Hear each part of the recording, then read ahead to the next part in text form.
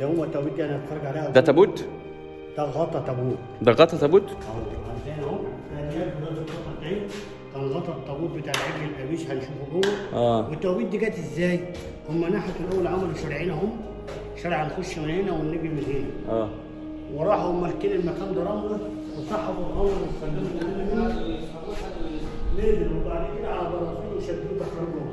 السرقه كانت من هنا، تعالوا بقى نخش من هنا. السرقه؟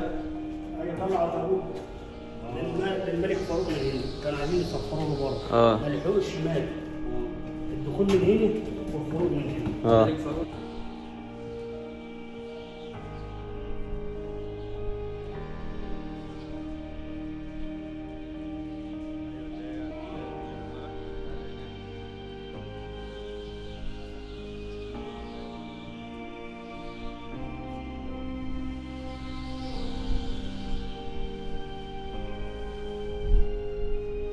كسر كفر بتاع عجل القديم اللي كانوا عاملينه ده اكبر عجل في العجول المقدسه.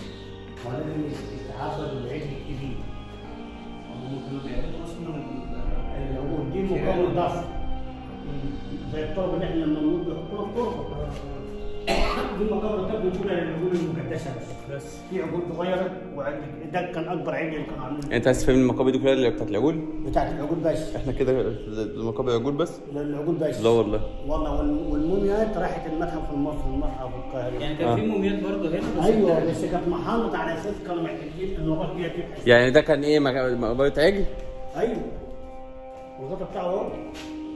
طيب التوابيت ديت كلها حجر جرانيتي من قرم اسوان ما عدا واحد هنا من قرم السودان. ادي العجل اهو مرسوم اهو العجل المقدس وده اسم العجل.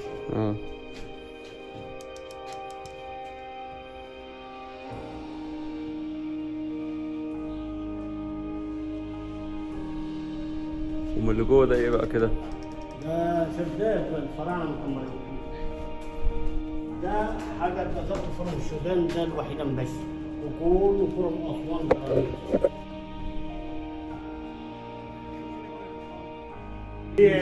دي دوابيت كلها يعني ايه من الحجاره الجرانيت، مع دي حجر فرم